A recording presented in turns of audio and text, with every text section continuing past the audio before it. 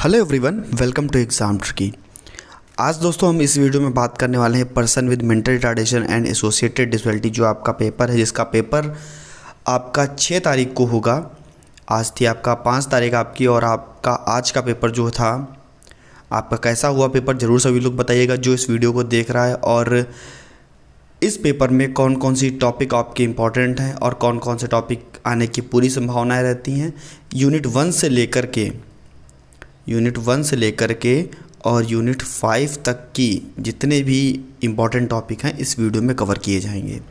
साथ ही साथ आपको इसके बाद में मॉडल पेपर भी बना करके दे दिया जाएगा, और आप लोग पढ़ करके जाइएगा, अच्छे से पेपर दीजिएगा। और सभी को पता है कि किस प्रकार से पेपर करना है, क्योंकि अब आपका यह पेपर जो है वो तीसरा है। इसके बाद में 3 पेपर आपके और बचेंगे, और बहुत ही अच्छी तरीके से आप लोगों के पेपर हो जाएंगे, सभी लोग पास हो जाएंगे अच्छे से। बस ये है कि लिख करके आइएगा, कोई लोग ये ना कीजिएगा कि कोई भी प्रश्न आप लोग ड्रॉप करके आएँ, छोड़ के आएँ।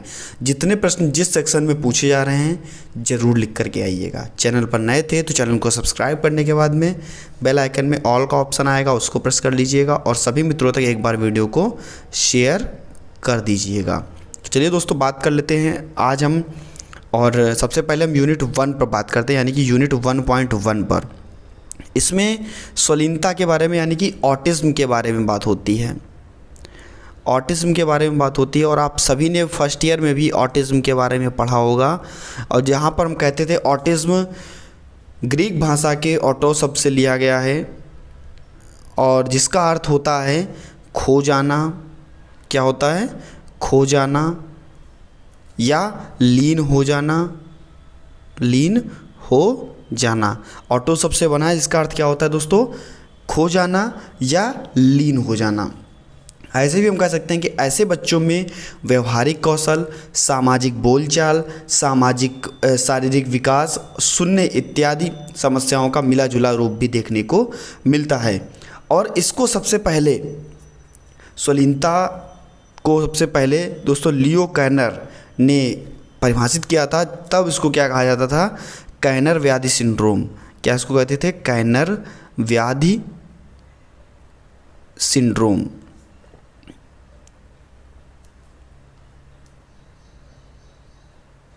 इसको क्या बोलते थे? कैनर व्याधि सिंड्रोम के नाम से भी जाना जाता था। और हम ऐसे भी कह सकते हैं कि व्यापक विकासात्मक विकास एवं स्वलीनता के लक्षण के अनुसार स्वलीनता उसे कहते हैं जिसमें सामाजिक समायोजन, मेलजोल तथा बातचीत के अभाव के कारण बच्चा एकाग्रचित हो जाता है। यानी कि यह अवस्था जो है स्वलीनता से ग्रसित बच्चों को 3 वर्ष की अवस्था तक पहचाना जा सकता है। ये हम कह सकते हैं कि जो बच्चा ऑटिज़्म है उसको हम 3 वर्ष की अवस्था तक हम पहचान सकते हैं। और साथ ही साथ किस प्रकार के बच्चे आपको देखने को मिलेंगे? जो आपसे ज़्यादा बोलेंगे नहीं, स्वयं में ही लीन रहेंगे, स्वयं में ही खो जाएंगे, अपनी चीज़ों में परिवर्तन महसूस नहीं करेंगे, सॉरी दोस्तों, अपनी चीज़ों में परिवर्तन करना पसंद नहीं करेंगे। तो दोस्तों ये जो लक्षण होते हैं स्वलीनता के या ऑटिज़्म के होते हैं। स्वलीनता पर किए गए शोधों के अनुसार ऐसा पाया गया कि 10,000 में से 4 बच्चे इससे प्रभावित होते हैं। और इसमें क्या होता है, लड़कों की तुलना में जो लड़के हैं उसकी तुलना में जो लड़कियां हैं वो कम प्रभावित रहती हैं, यानी कि लड़के जो हैं वो अधिक प्रभावित रहते हैं। स्वलीनता एक जटिल स्नायु विकासात्मक कमी है जिसमें संप्रेषण, सामाजीकरण, सोच विचार, व्यवहार जो है वो प्रभावित होता है। साथ ही साथ कुछ कार्यात्मक योग्यताओं में भी कमी आती है। हम ये नहीं कह सकते कि जो बच्चा स्वलीन है उसका जो IQ लेवल होगा वह मानसिक मंदिता की श्रेणी में आएगा। हो सकता है कि स्वलीन बच्चा हो और उसका जो IQ हो वो सामान्य से भी ऊपर हो या सामान्य भी हो सकता है। कैनर ने 1943 में इसको, क्योंकि कैनर व्याधि सिंड्रोम कहा गया, तो कैनर ने 1943 ईस्वी में बाल्टीमोर में 11 बच्चों का आकलन किया था। तो मानसिक मंदित थे, या तो मानसिक मंदित थे और या तो भावनात्मक रूप से विक्षिप्त थे, ऐसे बालक थे। उनमें से इन्होंने पाया कि स्वलीनता जो है वो सभी में है, लेकिन कुछ हो सकता है कि मानसिक मंदित जो बच्चे हैं उनमें ना देखने को मिले, और हो सकता है कि देखने को भी मिले। अमेरिकी विकलांगता अधिनियम 1990 के अनुसार, यानी कि अमेरिकन विकलांगता अधिनियम 1990 में इनके अनुसार क्या कहा गया? कहा गया कि स्वलीनता एक विकासात्मक अक्षमता है। इन्होंने क्या कहा? स्वलीनता एक विकासात्मक अक्षमता है। और विकासात्मक अक्षमता क्यों कही गई स्वलीनता? क्योंकि यह एक बार हो जाने के बाद, यानी कि बच्चा अगर 1 साल का है, 2 साल का है या 3 साल का है, क्योंकि 3 साल तक इसको पहचाना जा सकता है, अगर एक बार में हो जाती है और बच्चों पर हम ध्यान नहीं देते हैं, शीघ्र हस्तक्षेप नहीं करते हैं, तो यह जो अक्षमता है ये जो है वो बढ़ती जाती है। बच्चा धीरे धीरे और गुमसुम रहना और समाज से दूर रहना पसंद करने लगता है। बच्चा बिल्कुल भी किसी से बोलना नहीं पसंद, मतलब अगर हम इसको नहीं पकड़ते हैं तो धीरे धीरे क्या है, उसकी जो चीज़ें हैं वो कम होती जाएंगी। क्या कहा इन्होंने? कि स्वलीनता एक विकासात्मक अक्षमता है जो मुख्य रूप से शाब्दिक, अशाब्दिक संप्रेषण, यानी कि शाब्दिक संप्रेषण और अशाब्दिक संप्रेषण एवं सामाजिक अंतःक्रिया को प्रभावित करती है। सामान्य रूप से यह घटना 3 वर्ष की आयु से पूर्व हो जाती है, जो बच्चों के शैक्षिक निष्पादन को प्रभावित करती है। प्रायः इसके साथ कुछ अन्य लक्षण भी देखने को मिलते हैं, जैसे बच्चा क्रिया को बार बार दोहराता है, राइमिंग बार बार करता है, जो कोई भी गाना अगर गाएगा तो बार बार उसी गाने को गाता रहेगा, पुनरावृत्ति आपको देखने को मिलेगी, संवेदी अनुभूतियाँ आपको देखने को मिलेंगी, ये सभी चीज़ें देखने को मिलती हैं। अब लियो कैनर के अनुसार, अगर भाई लियो कैनर जी ने अगर इसको कहा कि ये स्वलीनता है तो उनके अनुसार भी तो कोई परिभाषा होगी। तो कैनर जी के अनुसार क्या परिभाषा है? इन्होंने क्या कहा? कैनर जी ने कहा कि कैनर के अनुसार स्त्रियों की अपेक्षा पुरुषों में ज़्यादा स्वलीनता पाई जाती है, इन्होंने ये कहा।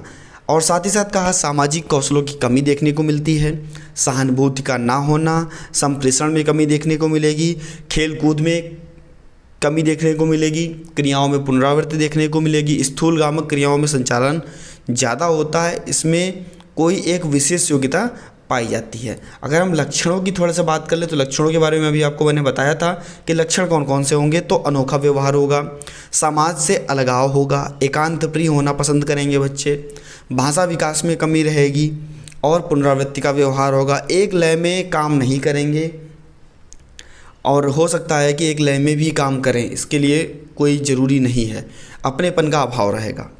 तो ये सभी चीज़ें स्वलीन बच्चों में पाई जाती हैं। और स्वलीनता अगर आपसे पूछता है तो आप वहाँ पर बता सकते हैं कि स्वलीनता एक विकासात्मक अक्षमता है जो मुख्य रूप से शाब्दिक, अशाब्दिक संप्रेषण एवं सामाजिक अंतःक्रिया को प्रभावित करती है। यह घटना 3 वर्ष की आयु से पूर्व हो जाती है या होती है। इसके बाद में किस प्रकार से, यानी कि ऑटिज्म बच्चा है, स्वलीन बच्चे या स्वलीनता वाले बच्चों व किशोरों के आकलन, शिक्षण और पाठ्यक्रम, यानी कि हम किस प्रकार से उन बच्चों का आकलन करेंगे, शिक्षण योजनाएं किस प्रकार से बनाएंगे और उनका पाठ्यक्रम किस प्रकार से चलाया जाएगा। तो ये सभी चीज़ें आप लोगों को थोड़ी पढ़नी होंगी, क्योंकि ये सभी चीज़ें समझने के लिए ज़रूरी है ये कि आप लोग इसके बारे में थोड़ा सा जानते हो। जैसे मान लीजिए कि शिक्षण योजनाएं, स्वलीनता से ग्रसित जो बच्चा है उसकी हम शिक्षण की योजनाएं कौन कौन सी बनाएंगे, हम किस प्रकार से उनको शिक्षण कराएंगे। शिक्षण योजनाएं, स्वलीन जो बच्चे होते हैं उनको बहुत ज़्यादा, मतलब एक मान के चलिए कि पेंटिंग करना बहुत अच्छा पसंद रहता है, या हम कह सकते हैं कि इनको टीवी देखना भी बहुत अच्छा लगता है, स्वयं में लीन रहना, हम वो अपना काम करते रहें, हमसे कोई उनको मतलब नहीं है। तो हम क्या करेंगे, शिक्षण का माहौल किस प्रकार से तैयार करेंगे हम, क्योंकि उनमें संप्रेषण की कमी रहेगी। तो पहला पॉइंट आपका क्या रहेगा शिक्षण माहौल में या शिक्षण योजना बनाने में, स्वलीन बच्चों की शिक्षा के लिए संप्रेषण एक अच्छा माहौल तैयार करना, यानी कि जो संप्रेषण है, क्योंकि हम ऐसे बच्चों के साथ उसको बैठा लेंगे, उस बच्चे को बैठा लेंगे जो ज़्यादा सब बोल रहे होंगे और उसके साथ में हम उसका जो कम्युनिकेशन है उसको डेवलप करने की कोशिश करेंगे। साथ ही साथ स्वलीन बच्चों के लिए विशेष रूप से ध्वनि व्यवहार पर आधारित शिक्षण तकनीकियाँ बनाना। आप सभी को पता है कि हम VAKT का यूज़ करते हैं, बच्चे को दिखा करके, बच्चे को सुना करके चीज़ों को हम बताते हैं।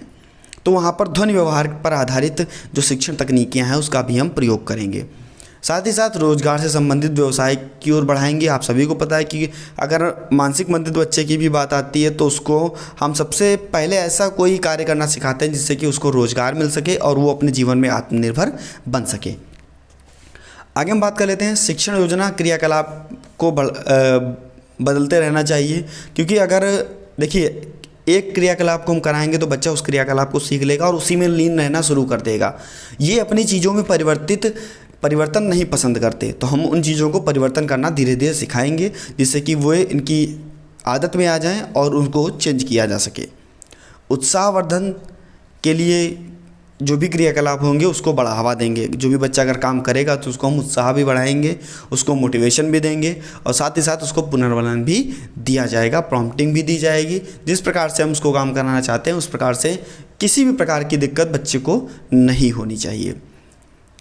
इसके बाद में अगर हम बात कर लेते हैं संवेदी शिक्षा प्राथमिक होने, यानी कि संवेदनाओं की शिक्षा।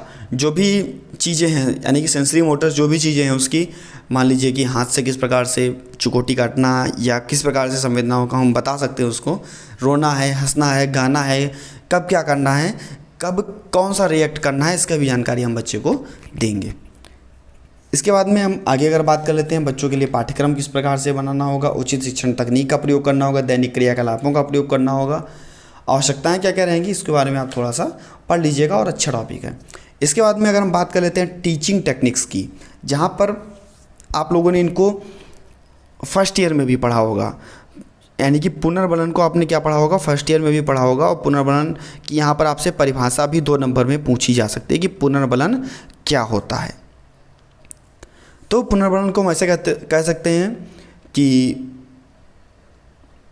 बच्चों को विशिष्ट व्यवहार को सिखाने के लिए जो सक्रिय सहायता का प्रयोग किया जाता है उसे हम प्रॉम्प्टिंग या पुनर्बलन कहते हैं। या हम ऐसे भी कह सकते हैं कि बच्चों की अवांछनीय क्रियाओं को दूर करने के लिए और वांछनीय क्रियाओं को बढ़ाने के लिए, यानी कि जो भी नकारात्मक कार्य बच्चे कर रहे हैं उसको दूर करने के लिए, और अच्छे कार्य जिनको बच्चे को हम सिखाना चाहते हैं, बच्चे जो कराना चाहते हैं वो कार्य कराने के लिए हम जिस क्रिया का जिन चीज़ों का प्रयोग करते हैं उसे हम क्या कहते हैं, प्रॉम्प्टिंग कहते हैं।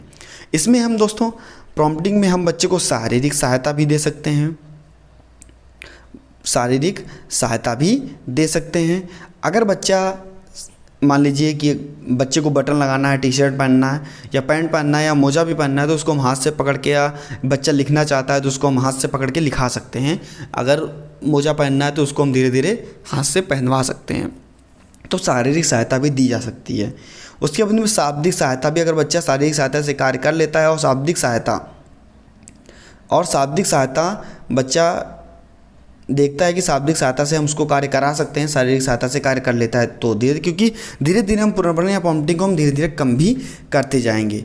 तो दोस्तों रीइंफोर्समेंट आपका अगर हम कम करेंगे या हम पुनर्बलन को कम करेंगे तो ये मान के चलिए कि बच्चा धीरे धीरे कार्य को शारीरिक सहायता से शाब्दिक सहायता पर आएगा। फिर हम बच्चे को संकेतों के माध्यम से सिखा सकते हैं और इसी के बाद में हम बच्चे को कैसे श्रृंखलाबद्ध तरीके से भी सिखा सकते हैं। मान लीजिए कोई भी अगर कार्य कराना है तो बच्चे को हम एक श्रृंखला से ही, यानी कि ये नहीं है कि हम कुछ भी उसको बीच में ऐसे इधर उधर से कराने लगें। कोई भी कार्य कराना है, मान लीजिए कि ब्रश करना बच्चे को सिखाना है तो बच्चे को पहले हम नल के पास ले जाएंगे, फिर उसको क्या नल को खोलना सिखाएंगे, उसके बाद में जो है ब्रश को पकड़ना सिखाएंगे, ब्रश पर जो कि आपका टूथपेस्ट है उसको लगाना सिखाएंगे। तो एक तरीके से एक सिस्टमेटिक ढंग से जो भी चेन बना करके हम कार्य को कराते हैं वो उस प्रकार से हम कार्य कराते रहेंगे और कार्य विश्लेषण का यूज़ करते रहेंगे, टास्क एनालिसिस का यूज़ करते रहेंगे, शेपिंग, चेनिंग, मॉडलिंग, फेडिंग, इन सभी चीज़ों का यूज करेंगे जो कि आप लोगों ने फर्स्ट ईयर में पढ़ा है और बहुत ही अच्छी तरीके से आप लोगों ने उसको पढ़ा था।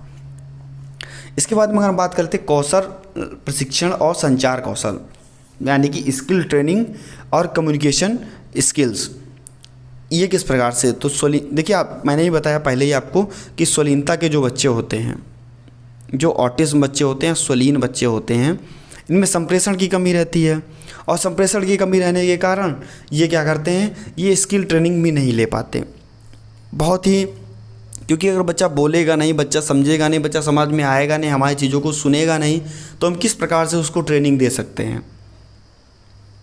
स्वलीनता से ग्रसित बच्चों को सही दिशा निर्देश देने के लिए एवं कौशल प्रशिक्षण सिखाने के लिए विशेष रूप से प्रशिक्षित अध्यापकों एवं विशेष अध्यापकों से जो है वो कार्य कराएंगे, वो ज़्यादा प्रभावशाली होगा, चाहे वह घर पर हो या समूह में हो। जहाँ पर दोस्तों बच्चे को हम क्या शरबत बनाना भी सिखा सकते हैं, बच्चे को हम सामूहिक मजदूरी भी करना सिखा सकते हैं, बच्चे को हम चित्रकारी भी करना सिखा सकते हैं, पेंटिंग भी करना सिखा सकते हैं। जो भी बच्चे को स्किल ज़्यादा आती होगी, बच्चे को हम बर्तन बनाने का कार्य भी सिखा सकते हैं, तैरना भी सिखा सकते हैं, फूलों के लिए हम उसको सजाने के लिए भी बता सकते हैं, या फूलों का हार बनाना भी सिखा सकते हैं, पानी देना भी सिखा सकते हैं, गुलदस्ता बनाना सिखा सकते हैं, जो आपकी कुर्सी और मेज़ की सफाई होगी उसको भी सिखा सकते हैं। और इस प्रकार से गिटार हुआ, पियानो हुआ, म्यूज़िक हुआ, इन सभी चीज़ों को हम बच्चे को सिखा सकते हैं। तो ये सभी चीज़ें हम बच्चे के कम्युनिकेशन स्किल में डाल सकते हैं और जिससे कि बच्चा बहुत ही अच्छी तरीके से सीख सकता है।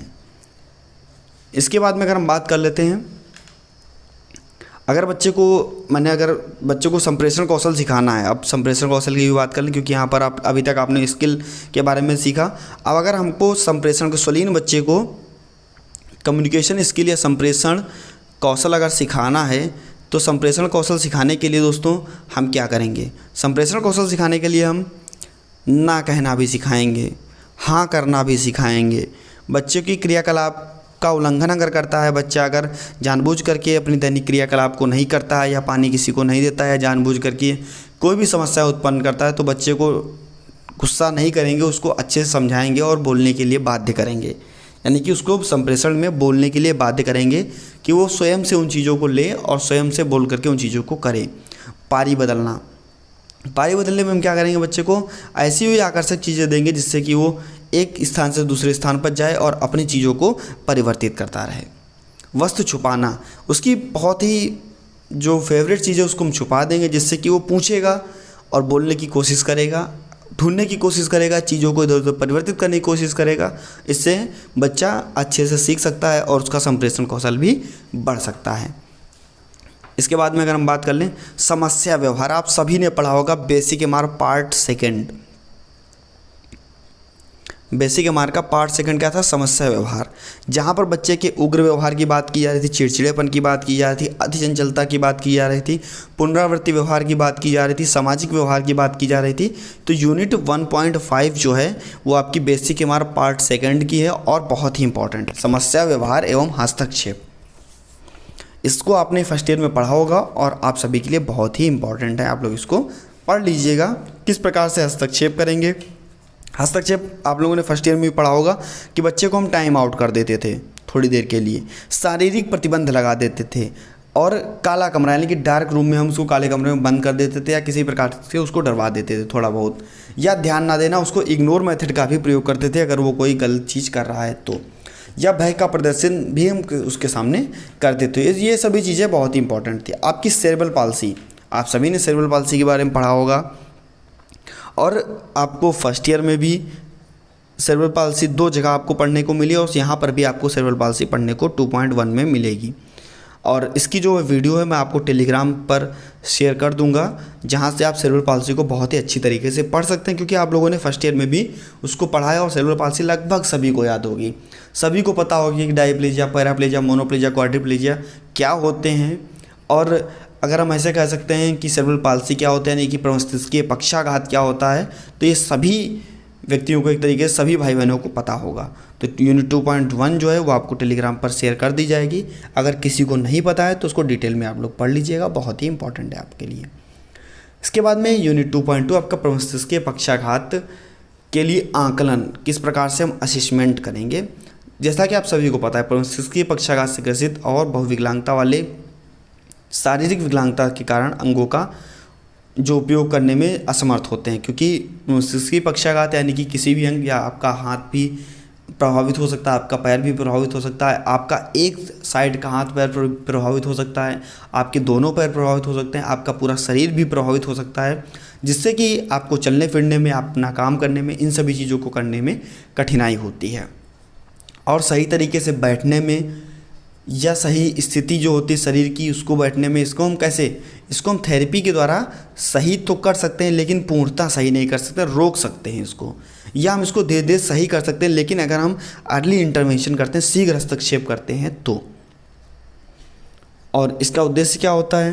क्रमबद्ध ढंग से क्रमबद्धता को बनाए रखना, सामान्य संवेदनाओं का ज्ञान करना, विभिन्न प्रकार के सामान्य गतिविधियों का अनुभव करने में का अवसर प्रदान करना, गामक विकास को बढ़ावा देना, इन सभी चीज़ों का बहुत ही इंपॉर्टेंट है ये। पुनर्वास कार्यकर्ता यानी कि रिहैबिलिटेशन वर्कर किस प्रकार से कार्य करेगा? बच्चे के परिवार में जाकर के पुनर्वास कार्यकर्ता जो भी होगा, रिहैबिलिटेशन वर्कर जो होंगे जो कि पुनर्वास के क्षेत्र में काम कर रहे हैं, तो वो किस प्रकार से यहाँ पर काम करेंगे कि बच्चा आत्मनिर्भर बन सके, बच्चा को सीख सके। बच्चे के परिवार से बच्चे के बारे में जानना और उसे अलग अलग स्थितियों में उसका पालन करना। यह जानने के लिए बच्चा क्या पा रहा है, क्या नहीं कर पा रहा है, इसके लिए भी टूल्स की आवश्यकता होती है। बच्चे की समस्याएं कौन कौन सी हैं उसको जानना। अच्छा कार्य कर लेता है, कौन सा काम कर लेता है बच्चा, कौन सा काम नहीं कर पाता है, और अच्छा कार्य जब करता है तो बच्चे को क्या प्रोत्साहन देना और बच्चे को कार्य करने के लिए प्रेरित करना। परिवार से बच्चे को बार बार प्रशिक्षण देना और जो भी प्रशिक्षण है उसको क्रिएटिव बनाना, अनुकूलन करके देना और उसको बहुत ही अच्छी तरीके से, बहुत ही अच्छी ढंग से कराना। तो आगे हम बढ़ते हैं और आपका जो नेक्स्ट चैप्टर है उसको देखते हैं, जो कि आपके लिए यहाँ पर देखिए स्थिति निर्धारण, यानी कि पोजीशनिंग क्या होती है, स्थिति निर्धारण क्या होता है। तो हम इसको थोड़ा सा पढ़ लेते हैं। स्थिति निर्धारण या पोजीशनिंग क्या होती है। स्थिति निर्धारण क्या होता है?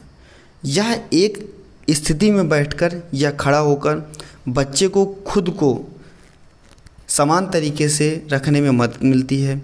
बच्चे को स्वयं ही हिलने डुलने दे, ना कि उसे किसी भी प्रकार से बांध कर रखें, ये जैसे कि उसकी स्थिति में किसी भी प्रकार का बदलाव हो सके। बच्चे को हम करवट लेना सिखा सकते हैं, बच्चे को हम बैठना सिखा सकते हैं, बच्चे को लेटने की स्थिति सिखा सकते हैं।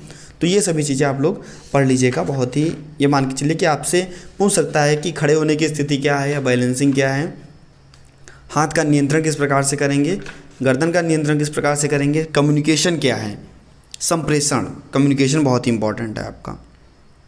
कम्युनिकेशन क्या है? एक संचार का माध्यम है जिसके द्वारा क्या करते हैं, सभी लोग कम्युनिकेशन करते हैं, चाहे हम हो, चाहे आप हो, चाहे चींटियाँ हो, कोई भी हो।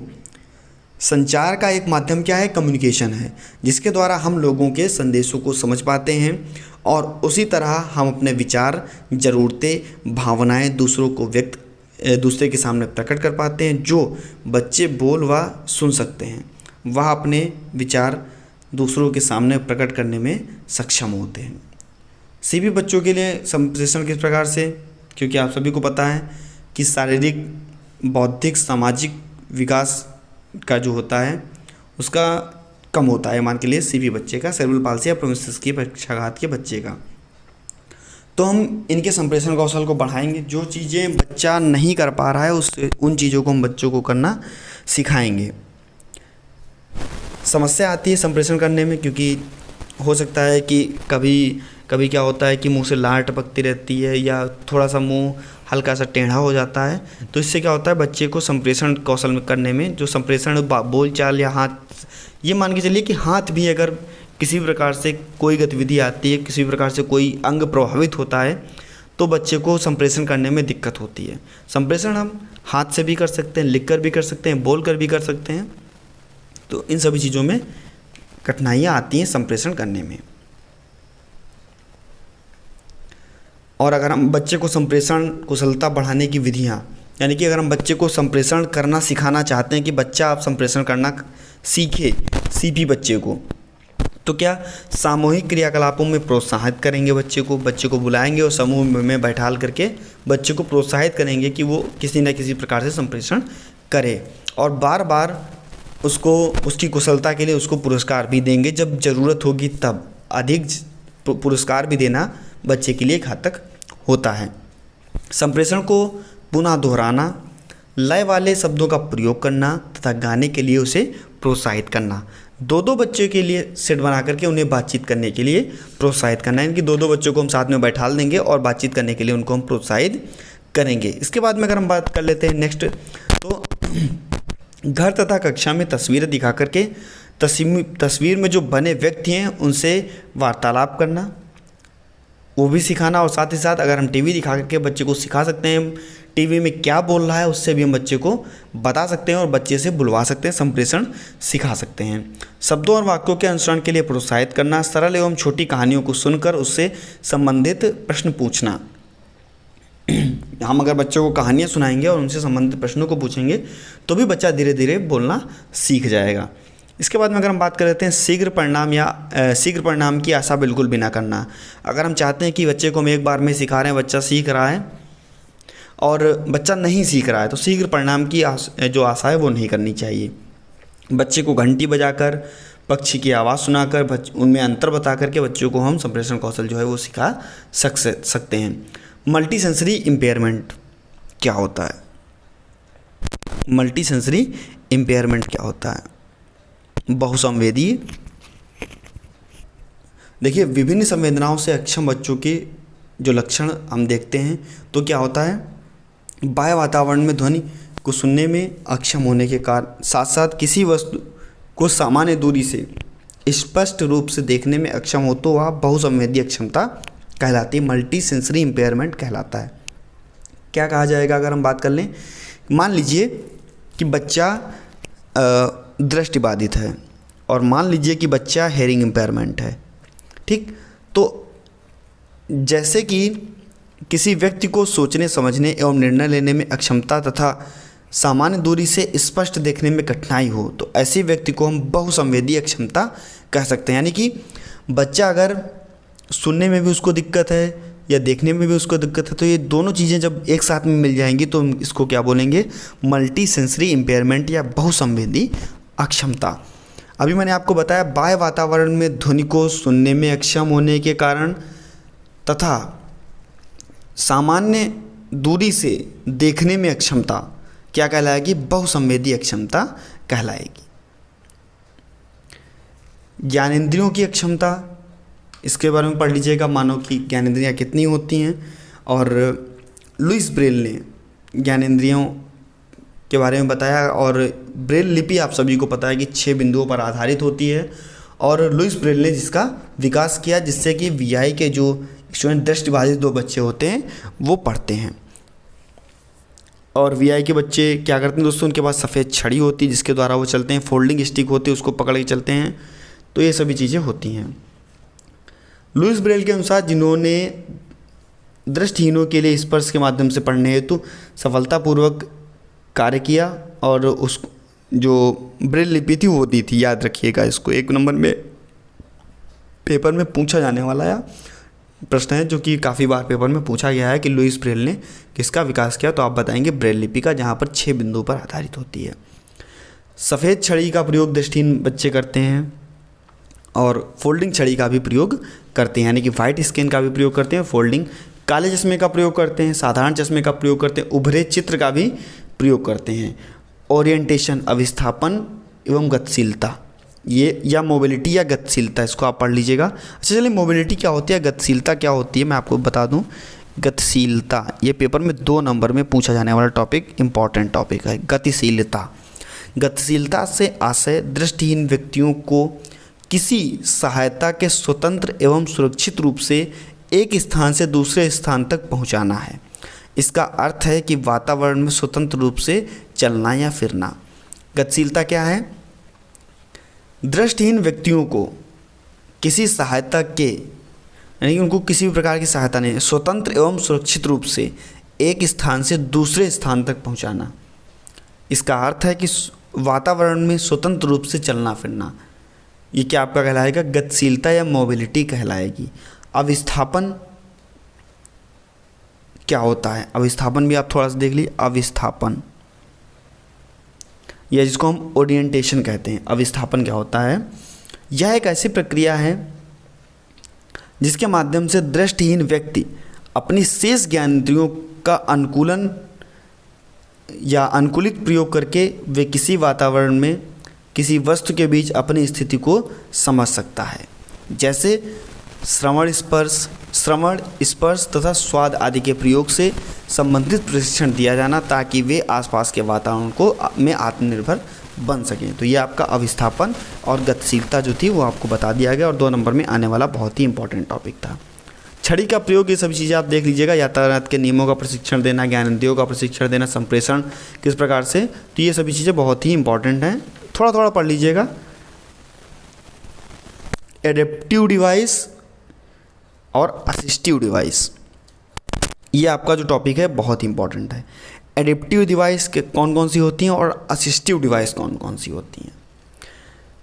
यानी कि आपका ऑर्थोसिस और प्रोस्थोसिस डिवाइस और एडेप्टिव, यानी कि जो आपकी एडेप्टिव डिवाइसेस होंगी उसके अंतर्गत आपका आएगा ऑर्थोसिस और प्रोस्थोसिस डिवाइसेस। ऑर्थोसिस डिवाइसेस क्या होंगी? शरीर के किसी भाग में फिट किया हुआ यह एक यांत्रिक उपकरण होता है जो एडेप्टिव डिवाइस के अंतर्गत आता है। इसका उद्देश्य भाग या अंग को यथास्थिति संभव एवं अधिक से अधिक कार्यात्मक स्थिति में रखना। इसका उद्देश्य विभिन्न आवश्यकता के लिए होता है जो 2 प्रकार का होता है। निचले अंग को सपोर्ट देने के लिए ऑर्थोसिस उपकरण का प्रयोग किया जाता है और ऊपरी अंग को सपोर्ट देने के लिए क्या किया जाता है? ऑर्थोसिस स्प्लिंट का प्रयोग किया जाता है। अब आप लोग समझ गए होंगे कि एक शरीर में एक फिट किया हुआ एक भाग होता है, यंत्र होता है। जैसे मान लीजिए कोई कृत्रिम यंत्र जिसको हम एडेप्टिव डिवाइसेस बोलते हैं। तो ये चीज़ें आपके लिए बहुत इंपॉर्टेंट। एडेप्टिव और असिस्टिव डिवाइस। असिस्टिव डिवाइस यानी कि सहायक उपकरण, नाम से ही स्पष्ट है, सहायक, सहायक या असिस्ट करना। असिस्टिव डिवाइस, असिस्टिव डिवाइस इसके अंतर्गत आपका क्या आएगा? जब कोई व्यक्ति अपने क्रियाकलाप को ठीक ढंग से नहीं कर पाता तो उसे सहयोग की ज़रूरत होती है। ऐसे में दैनिक जीवन के क्रियाकलाप के संचालन के लिए उपयोग में लाए जाने वाले उपकरण को क्या कहते हैं? हम सहायक उपकरण कहते हैं। सहायक उपकरण भिन्न भिन्न कठिनाइयों के लिए भिन्न भिन्न प्रकार के होते हैं तथा सहायक उपकरण वे होते हैं जो जिनका मतलब हम ऐसे भी कह सकते हैं कि शरीर के भार को कम करना, शरीर के दर्द को कम करना, सूजन को कम करना, क्षमता में सुधार करना, आवश्यकता अनुसार जोड़ों की गति बनाना। या हम ऐसे भी कह सकते हैं कि मान लीजिए कि कान का यंत्र, कान का यंत्र, तो ये भी आपका श्रवण संबंधी उपकरण हुआ। चश्मा नुमा श्रवण यंत्र, तो ये भी आपका एक उपकरण ही हुआ। श्रवण समूह श्रवण यंत्र जिसको माइक्रोफोन कहते हैं, तो ये भी आपका एक प्रकार का यंत्र ही हुआ। चलने फिरने के लिए ये सभी सहायक उपकरण मैं बता रहा हूँ। चलने फिरने के लिए कुर्सियाँ, 3 पैरों की साइकिल, बैसाखी, चलने के फ्रेम, छड़ी, वाइट कैन, स्मार्ट कैन, चश्मा, ये सभी आपके क्या हैं? सहायक उपकरण की श्रेणी में आते हैं। इसके बाद में अगर हम बात कर लेते हैं कि मल्टीपल डिसेबिलिटी या बहुविकलांगता,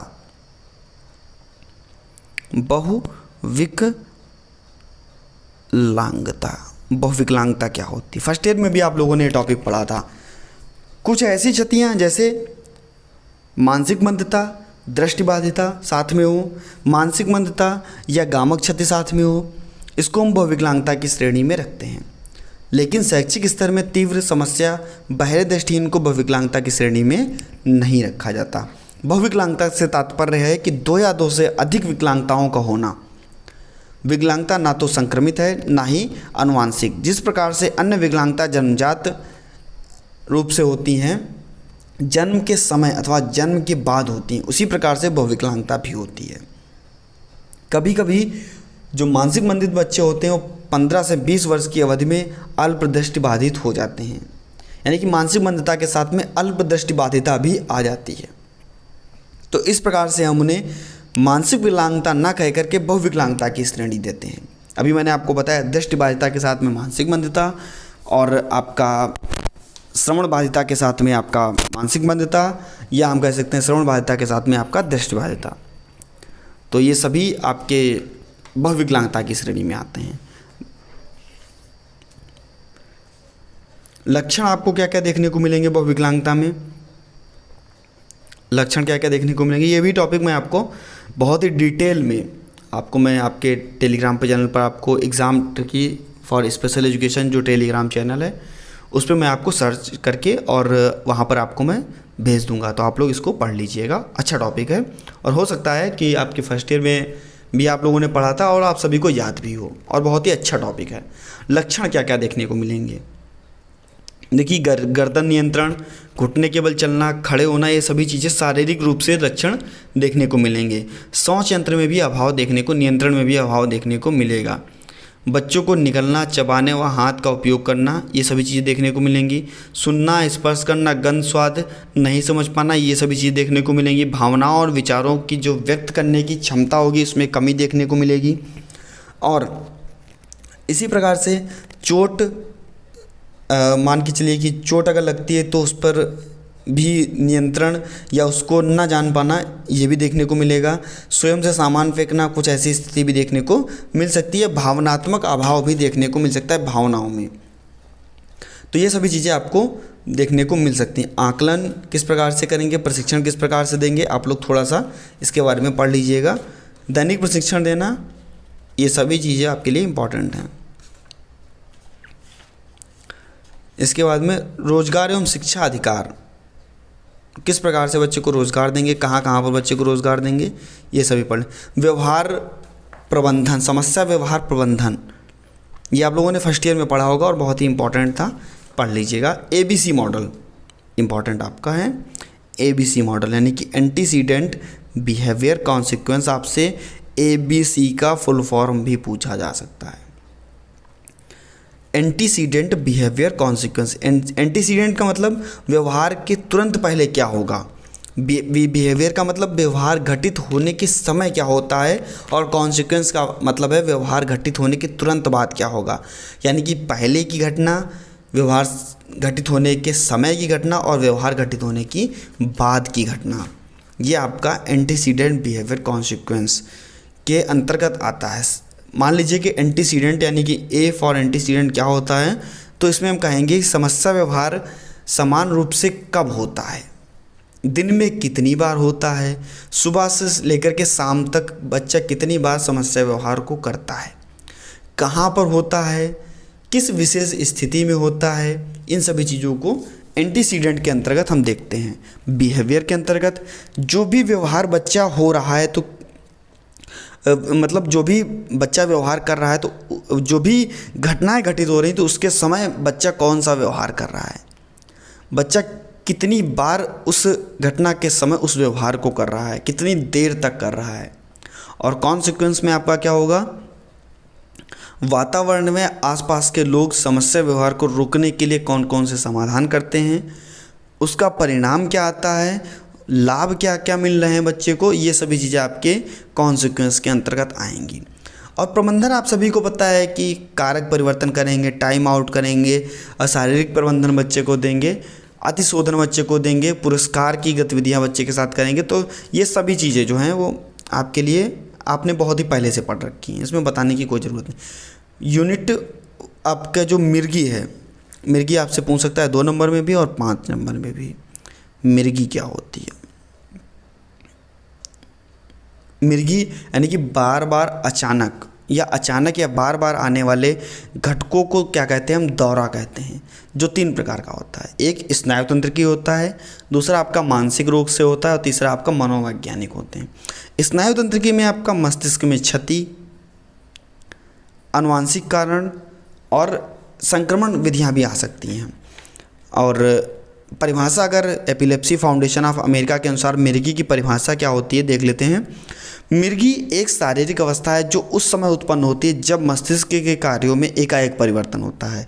जब मस्तिष्क की कोशिकाएं ठीक से कार्य नहीं करती तो व्यक्ति की चेतना, गति अथवा क्रिया थोड़े समय के लिए क्या होती है, परिवर्तित हो जाती है। शारीरिक परिवर्तन को, इसी शारीरिक परिवर्तन को क्या कहते हैं, मिर्गी कहते हैं।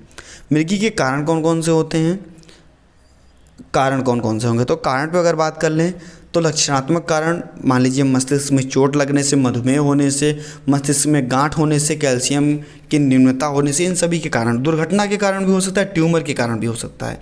सामान्य लक्षण, बार बार क्षणिक दौड़े आना और कुछ सेकंड के लिए दौड़े आना, तो ये सभी आपके लक्षण भी हो सकते हैं। प्रकार, ग्रांड माल मिर्गी और पेटिट माल मिर्गी। ग्रांड माल मिर्गी के अंदर चेतावनी युक्त, तनात्मक और ऐठन युक्त अवस्था, 3 प्रकार की अवस्थाएं। और पेटिट माल के अंतर्गत आपका जनरलाइज्ड टोनिक क्लोनिक मिर्गी, एब्सेंस मायोक्लोनिक और आपका एटोनिक, इन्फेंटाइल, बुखार व अन्य, ये सभी चीज़ें आपके मिर्गी के अंतर्गत आती हैं और आपने फर्स्ट ईयर में भी बहुत ही अच्छी तरीके से पढ़ा होगा। सावधानियाँ क्या क्या बच्चे को रखनी है, यानी कि रोगी को क्या क्या सावधानी रखनी है, तो रोगी के लिए मिर्गी में क्या क्या सावधानियाँ होंगी? मान लीजिए कोई मिर्गी का रोगी है तो उसके लिए उस रोगी को कौन कौन सी सावधानियाँ बरतनी होंगी? दौरे के समय क्या होता है कि मतलब ऐसे व्यक्ति जिनको मिर्गी आती है तो सीधी सी बात, उनको वाहन नहीं चलाना चाहिए, पहाड़ पर या ऊंचे पर नहीं जाना चाहिए, पानी व आग से दूर रहना चाहिए, नुकीले पदार्थों से दूर रहना चाहिए। जिससे कि मान लीजिए आप पहाड़ पे गए या नुकीले पदार्थों पर गए, मान लीजिए मिर्गी आ गए और गिर पड़े और बेचारे उसी नुकीली चीज़ पर या पहाड़ से नीचे आ गए, या साइकिल चला रहे हैं या किसी वाहन को चला रहे हैं या पानी और उसके आग के पास हैं तो दोस्तों गिर पड़े उसमें, तो क्या होगा, उनको भारी नुकसान हो सकता है। खाली पेट उनको नहीं रहना चाहिए, उपवास उनको नहीं करनी चाहिए, नींद जो है वो पूरी लेनी चाहिए। शराब, नशीले पदार्थ, इन सभी चीज़ों का जो सेवन है वो नहीं करना चाहिए। दौरे के समय रोगी को ये सावधानियां रखनी चाहिए जो आपको बता दी गई। उपचार भी औषधि से हो सकता है, शल्य चिकित्सा से भी हो सकता है, ये उपचार भी हो सकते हैं आपके। ADHD, मैंने इसका पूरा टॉपिक यानी कि attention deficit hyper active disorder, ADHD, इसका मैंने पूरा का पूरा टॉपिक आपको पढ़ाया है और आप लोग जा कर के पढ़ सकते हैं। यहाँ पर मैं आपको परिभाषा बता दूंगा और इस टॉपिक को मैं आपके टेलीग्राम चैनल पर शेयर कर दूंगा दोबारा फिर से।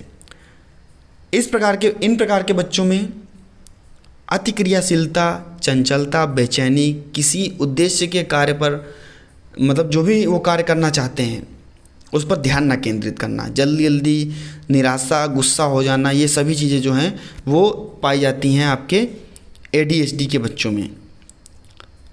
ADHD के बच्चों में कुछ समस्या व्यवहार, जैसे किसी कार्य को बार बार 8 से 10 बार दोहराना, या क्रियाशीलता की श्रेणी में, अति क्रियाशीलता की श्रेणी में रखा जाता है। लक्षण कौन कौन से देखने को मिलेंगे? बहुत ही बच्चा परेशान होगा, जल्दी जल्दी बच्चा भग जाएगा, लापरवाही करेगा बच्चा, लगातार बेचैनी का अनुभव करेगा, एक दूसरे को ये हो सकता है कि मारे भी अपनी पारी का इंतज़ार भी नहीं करेगा बच्चा, और क्या कह सकते हैं, खेल कूद में भी परेशान करेगा आप, और 5 मिनट से ऊपर बच्चा एक कार्य को करने के लिए प्रेरित नहीं होगा। तो ये सभी ADHD यानी कि attention deficit hyper active disorder, ये बहुत ही इम्पॉर्टेंट है, इसको पढ़ लीजिएगा। हाइपर एक्टिविटी क्या होती है? यानी कि अतिक्रियाशीलता, हाइपर एक्टिविटी। अगर हम इसकी परिभाषा की बात कर लें,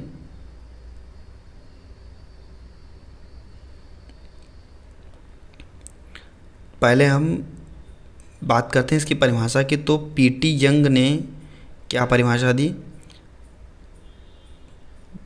इन्होंने कहा कि संवेग संपूर्ण जीवन का मनोवैज्ञानिक तीव्रता उद्वेद है, जिससे कि चेतन, अनुभूति, व्यवहार एवं जटिल क्रियाएं सन्निहित रहती हैं। और अगर हम ऐसे बात कर लें अपनी भाषा में, तो मानसिक रूप से अशांत बालकों में संवेदनात्मक प्रक्रियाएं देखने को मिलती हैं। बच्चा हाइपर एक्टिव होगा, चीज़ को फेंकेगा, उग्र व्यवहार करेगा, बच्चा किसी के ऊपर थूकेगा, स्वयं को बहुत ही बलवान समझेगा और कहीं पर भी कुछ भी उठा करके फेंक देगा। बच्चा इस प्रकार का हाइपर एक्टिव बच्चा जो होता है वो होता है।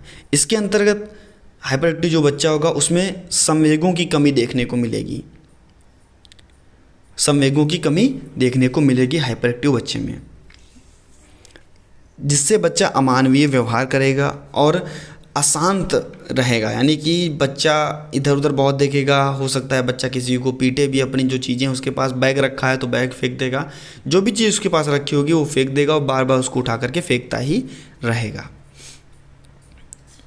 तो इन सभी चीज़ों को देखने को मिलता है आपका हाइपर एक्टिविटी वाले बच्चे में, हाइपर एक्टिव बच्चे में।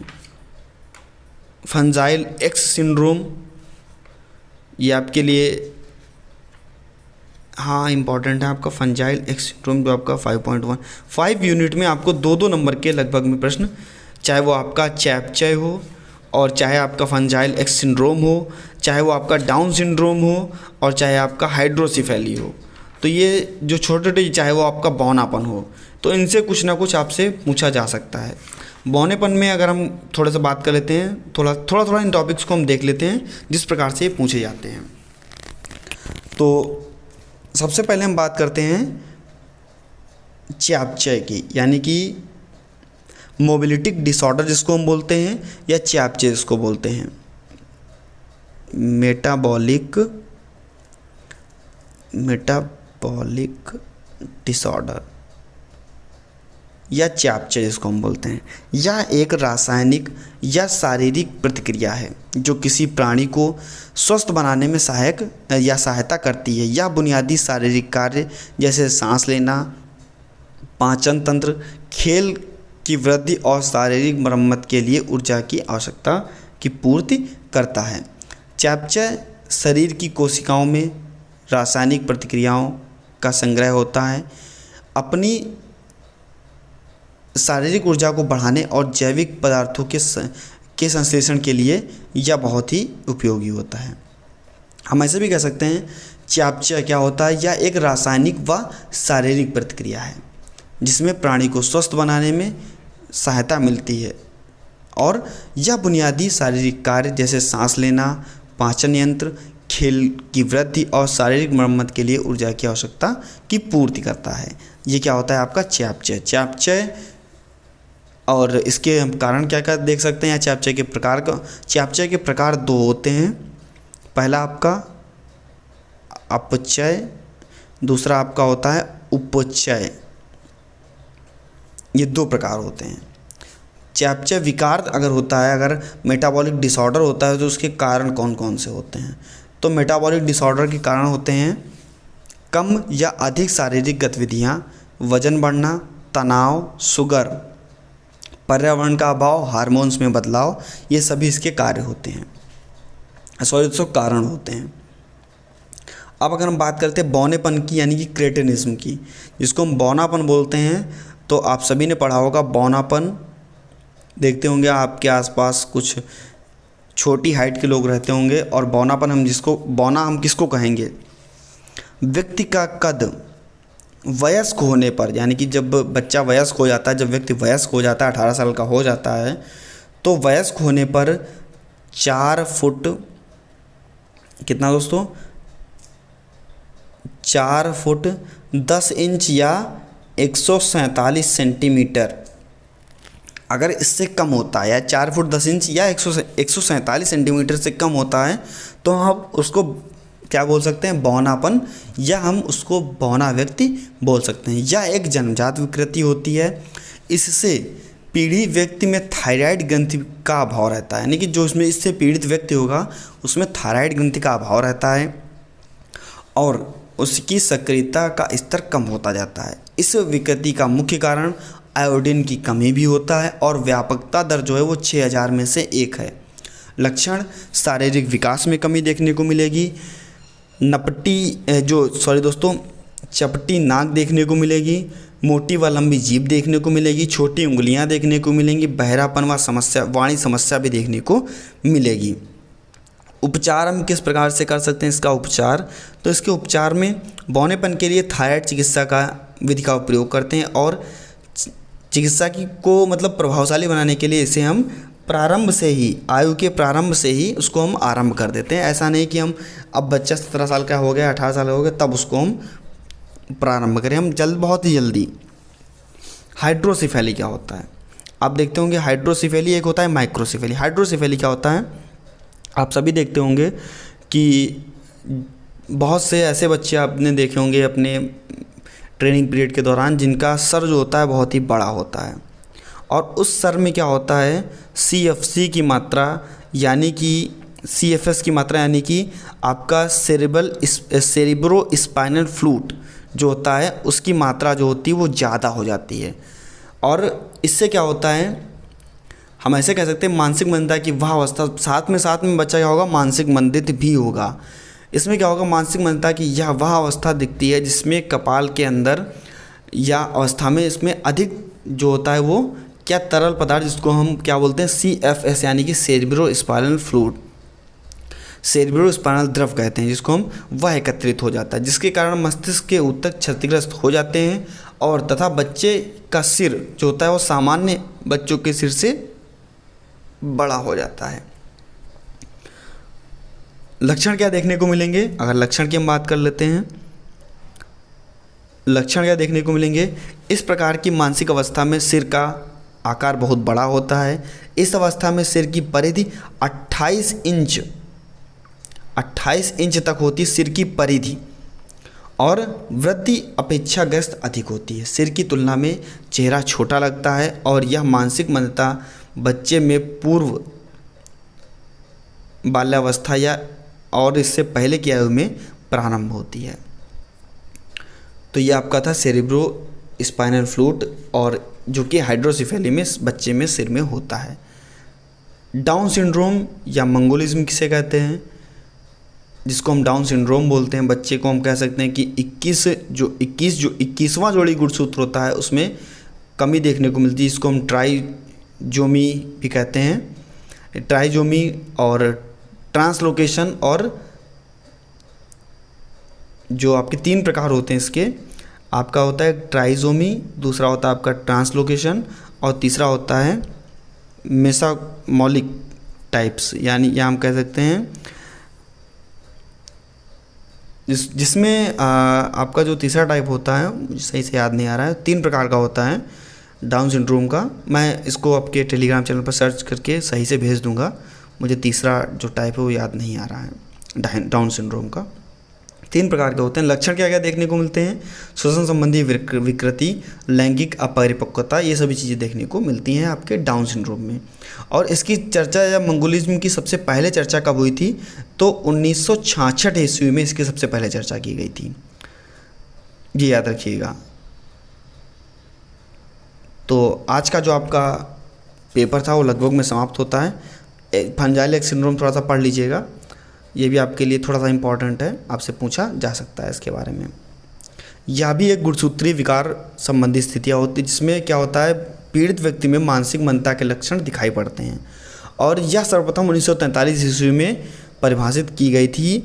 जो डाउन सिंड्रोम मानसिक मंदता के नैदानिक प्रकारों में यह प्रमुख आती है। फंजाइल एक्स सिंड्रोम जो होता है वो डाउन सिंड्रोम के जो मानसिक मंदता होती है उसमें प्रकारों में मुख्यतः आती है, जिसमें क्या होता है, मानसिक मंदता पुरुषों में अधिक होती है और इसकी उत्पत्ति एक्स गुणसूत्र के अनायास निर्माण के कारण होती है।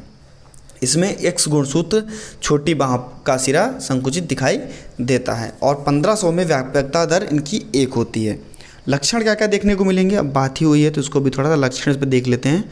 लक्षण होते हैं कि जबड़े का बड़ा होना, लंबा व पतला चेहरा, लंबा मुलायम कान का हाथ, और सिर के अग्र व जो बड़ा भाग होगा वो बड़ा होगा। तो इस प्रकार से आपका देखने को मिल सकता है। और आज का जो आपका यह पेपर था वो समाप्त होता है।